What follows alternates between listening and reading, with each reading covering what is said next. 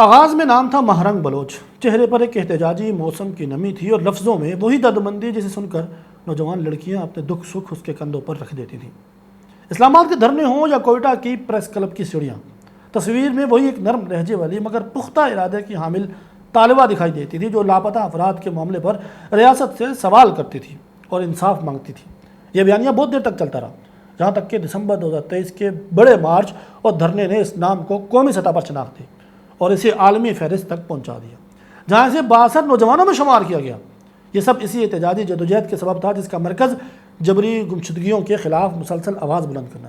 لیکن سچائی کتنی بے رحم ہوتی ہے، وقت نے پردہ اٹھایا تو وہ تصویر باقی نہ رہی۔ وہی مہرنگ بلوچ جسے کبھی ایک خاتون سمجھا گیا تھا، آہستہ آہستہ دہشت گردی کے بیانیے کی زبان بن گئی۔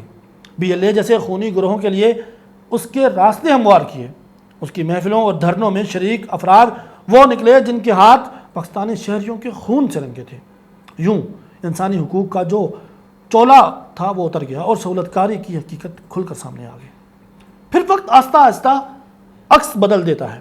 مارچ 2025 میں پولیس کریک ڈاؤن کے بعد صورتحال کھلی تو معلوم ہوا کہ ڈاکٹر مہرنگ بلوچ اور ان کے ساتھی اسی پسی منظر میں گرفتار ہوئے جہاں ان پر سول اسپتال کوئٹہ میں ہنگامہ آرائی اور تشدد پر اکسانے کے الزامات لگائے گئے۔ جولائی اور اگست میں اسلام آباد میں جاری دھرنوں کے تناظر میں یہ گرفتاری اور مقدمات بطور حوالہ سامنے آئے۔ یہاں انسانی حقوق کا دعویٰ برقرار رہا مگر ریاستی بیانیے نے نظم و ضبط اور قانون شکنی کی بحث کھول کر رکھ دی، اور یہی وہ موڑ تھا جہاں سوالات کی نئی قطار بنتی نظر آئی۔ بلوچستان کے امن کو سب سے کاری ضرب اس وقت لگی جب 26 اپریل 2022 کو جامعہ کراچی کے باہر چین کے اساتذہ کو لے جانے والی وین میں خودکش حملہ ہوا جو ایک خاتون بمبار نے کیا۔ یہ حملہ مجید بریگیڈ کے نام سے معروف دہشت پسند گروہ نے قبول کیا اور اس کے بعد پاکستانی ریاست اور چینی شراکت داری دونوں کو براہ راست چیلنج ملا۔ یہ واقعہ اس خطے کے لیے ایک نئی لرزہ خیز لکیر تھا جس نے بتلا دیا کہ تعلیمی ادارے بھی یہاں محفوظ نہیں ہیں۔ یہ محض ایک واقعہ نہ تھا بلکہ ایک سلسلہ تھا جو آگے بڑھا۔ مئی 2024 کو گوادر کے قریب پنجاب سے آئے 7 حجاموں کو رات کے اندھیرے میں بیک وقت مار دیا گیا۔ یہ وہ مزدور تھے جو رزق کی تلاش میں ساحل پر آئے اور لاشیں بن کر اپنی بستیوں کو لوٹے۔ اس واردات کی ذمہ داری بھی ایک الگ بحث رہی مگر قرائن اور حکام کی ابتدائی آراء اسی دہشت پسند گروہ کی طرف اٹھتی نظر آئیں۔ ریاستی اداروں نے اسے بطور کیس اسی تناظر میں دیکھا اور پورے صوبے میں خوف کی نئی لہر دوڑ گئی۔ انسانی حقوق کے ہر بیانی کے لیے یہ سوال تھا کہ ان بے گناہوں کے حق میں کتنی آوازیں اٹھتی ہیں۔ گزشتہ برس اور اس برس کے سنگین واقعات نے دل کا بوجھ اور بڑھا دیا۔ پنجگور سے لے کر تربت تک اور مکران کے محور پر مزدوروں اور سرکاری تنصیبات پر حملے جاری رہے، کبھی بندرگاہوں کے اطراف میں، کبھی ڈیم سائٹس پر، کبھی سیکیورٹی قافلوں پر۔ ان واقعات نے یہ واضح کیا کہ صوبے کی کمزور معیشت کو سب سے پہلا زخم اسی تشدد سے ملتا ہے، کیونکہ نشانہ عموماً وہی ہوتا ہے جو روزی کے لیے دور دراز علاقوں میں آتا ہے۔ یہ پس منظر آپ کو جاننا اس لیے بھی ضروری ہے کہ جب کوئی اپنے آپ کو حقوق کی واحد آواز بنا کر پیش کرتا ہے تو اسے اسی خطے کے خون آلود حقائق کے سامنے بھی جواب دینا پڑتا ہے۔ خیموں کا شہر ہے، مائیں اور بہنیں قطار میں بیٹھی ہیں، ایک کونے میں بچے سوتے ہیں اور سٹیج پر جذباتی الفاظ بارش کی طرح گرتے ہیں۔ کبھی کیمرہ بند ہوتا ہے تو اگلے دن کسی سڑک پر مزدوروں کی لاشیں ملتی ہیں اور شہر میں خاموشی پھیل جاتی ہے۔ یہ خاموشی ہی اصل سوال ہے، کیا انسانی حقوق کا بیانیہ ان لاشوں کو بھی اپنی گنتی میں شامل کرتا ہے یا نہیں؟ اگر ہاں تو پھر یکساں مذمت اور یکساں آواز کیوں نہیں اٹھتی؟ اور اگر نہیں تو پھر یہ بیانیہ اپنے آپ کو خود کھوکھلا کر رہا ہے۔ مہرنگ بلوچ کی بیانات سے ریاستی اداروں کے ساتھ براہ راست ٹکراؤ کی فضا ہموار ہوتی ہے۔ اگر آج میں مہرنگ بلوچ کے لیے کچھ بول رہا ہوں تو یہ یہی بولوں گا کہ وہ جس بلندی پر دکھ اور امید کی علامت بن کر کھڑی تھی وہاں سے نیچے اترتے اترتے انہوں نے اپنی آواز کا مرکز کھو دیا۔ گرفتاریوں اور مقدمات کی بحث اپنی جگہ، مگر اصل معیار یہ ہے کہ ان کی زبان پر گوادر کے 7 حجاموں کے لیے وہی درد کیوں نہیں تھا جو ان کے اپنے دھرنوں کے لیے تھا؟ کیا زیارت کے اسسٹنٹ کمشنر اور اس کے بچے کے لیے اتنی ہی بلند مذمت ہوئی جتنی کسی سیاسی مقدمے کے لیے ہوتی ہے؟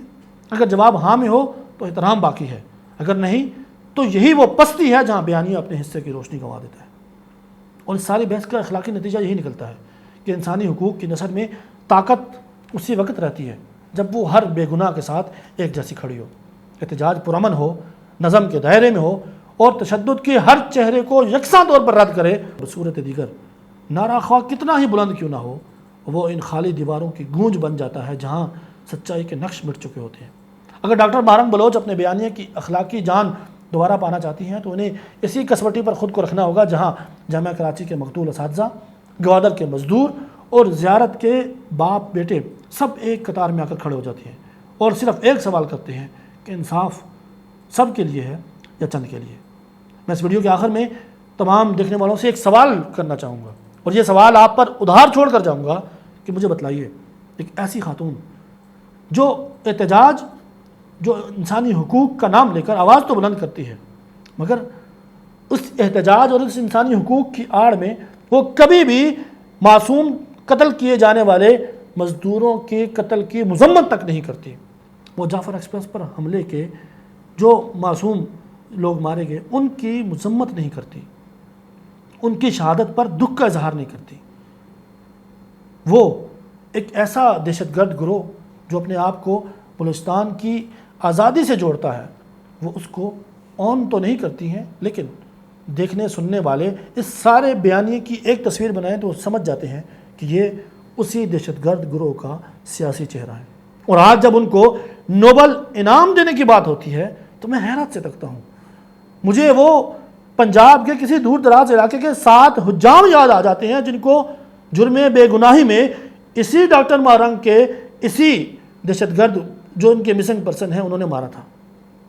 بات مسنگ پرسن کی ہوتی ہے، بات جبری گمشدگیوں کی ہوتی ہے، وہی جبری گمشدگی جن کے نام پر ڈاکٹر ماہرنگ بلوچ احتجاج کرتی ہیں وہ کراچی کے اسٹاک ایکسچینج پر حملے میں مارے جاتے ہیں۔ سوال تو بنتا ہے کہ اگر یہ مسنگ پرسن تھے تو اسٹاک ایکسچینج پر حملہ کرنے کے لیے یہ کہاں سے آن وارد ہوئے؟ اس جیسے صرف 2-4 سوال نہیں، سوالوں کی ایک بہت لمبی قطار ہے جو میں کسی اور نشست میں آپ کے سامنے رکھوں گا۔ اگلی ویڈیو میں آپ سے دوبارہ ملاقات ہوتی ہے۔ اللہ حافظ۔